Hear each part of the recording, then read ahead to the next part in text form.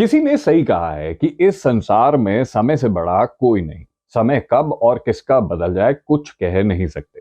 अब ये तो आप सब भी जानते हैं कि आईपीएल 2024 को शुरू होने में अभी 2 महीने से भी ज्यादा टाइम बचा हुआ है।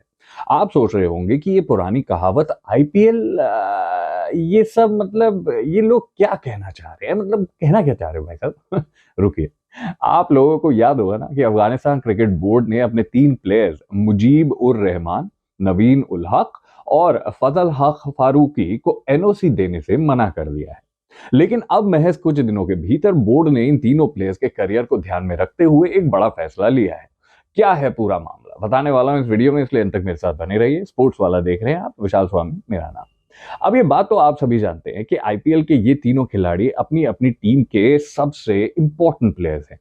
एक और जहां नवीन लखनऊ की टीम का हिस्सा है, तो वहीं मुजीब को केकेआर ने इस ऑक्शन के बाद अपने साथ जोड़ा है। इसके अलावा फारूकी सनराइजर्स हैदराबाद की टीम का हिस्सा है। ऐसे में इन प्लेयर्स को एनओसी नहीं मिलने की वजह से तीनों फ्रेंचाइजीज को एक बड़ी मुश्किल का सामना करना पड़ सकता है। लेकिन अब अफगानिस्तान बोर्ड की ओर से तीनों फ्रेंचाइजी के लिए एक राहत की खबर सामने आई है, क्योंकि अफगानिस्तान क्रिकेट बोर्ड ने इन तीनों प्लेयर्स के ऊपर से बैन हटा दिया है। जिसका मतलब है कि अब ये खिलाड़ी आईपीएल सहित वर्ल्ड क्रिकेट की और सभी लीग्स में हिस्सा ले सकते हैं। अब क्रिकेट बोर्ड ने ऐसा क्यों किया, चलिए वो भी आपको बता देते हैं। दरअसल अफगानिस्तान क्रिकेट बोर्ड ने मिस्ट्री स्पिनर मुजीब उर रहमान, तेज गेंदबाज फजल हक फारूकी और तेज गेंदबाज नवीन उल हक पर पहले लगाए गए बैन को रिवाइज कर दिया है, क्योंकि खिलाड़ियों ने नरम रुख अपनाया और सेंट्रल कॉन्ट्रैक्ट को एक्सेप्ट करने की इच्छा जाहिर की थी। बोर्ड ने कहा कि उन्हें गहन जांच के बाद खिलाड़ियों को फाइनल वार्निंग देने के साथ साथ और उनकी सैलरी काटने का डिसीजन लिया। बोर्ड ने सोमवार को एक बयान में बताया कि बैन रिवाइज्ड होने के बाद अब इन खिलाड़ियों को सेंट्रल कॉन्ट्रैक्ट प्राप्त करने और नेशनल ड्यूटीज और एसीबी के हितों के प्रति उनकी फुल कमिटमेंट इंश्योर करते हुए फ्रेंचाइजी लीग में हिस्सा लेने की अनुमति देंगे।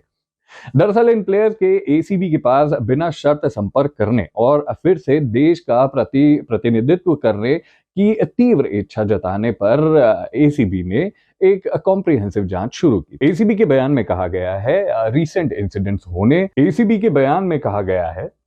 रिसेंट इंसिडेंट्स होने खिलाड़ियों के शुरुआती रुख को देखने और राष्ट्रीय टीम में उनके रहने के महत्व को स्वीकार करने के बाद अपॉइंटेड कमेटी ने बोर्ड को अपनी अंतिम रिकमेंडेशन बताई। कमेटी के बयान में इन प्लेयर्स के लिए साफ साफ कहा गया एक फाइनल वार्निंग और सैलरी डिडक्शन, जिसके बाद तीनों प्लेयर्स नवीन मुजीब और फजल हक को एक फाइनल रिटर्न वार्निंग मिलेगी और उनकी मंथली इनकम या मैच फीस से एक में सैलरी डिडक्शन का सामना प्लेयर्स को करना पड़ेगा। अपने फाइनल स्टेटमेंट में एसीबी ने कहा, एसीबी इन खिलाड़ियों के प्रदर्शन और मैचेस में अनुशासन की सख्ती से निगरानी करते हुए उन्हें सेंट्रल कॉन्ट्रैक्ट दे सकती है।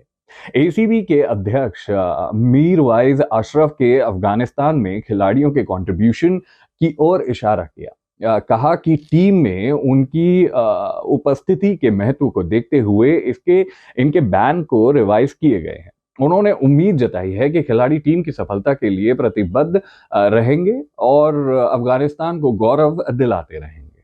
वैसे अफगानिस्तान क्रिकेट के साथ साथ आईपीएल फ्रेंचाइजी के लिए भी इन प्लेयर्स की कमबैक की खबर किसी राहत से कम नहीं होगी।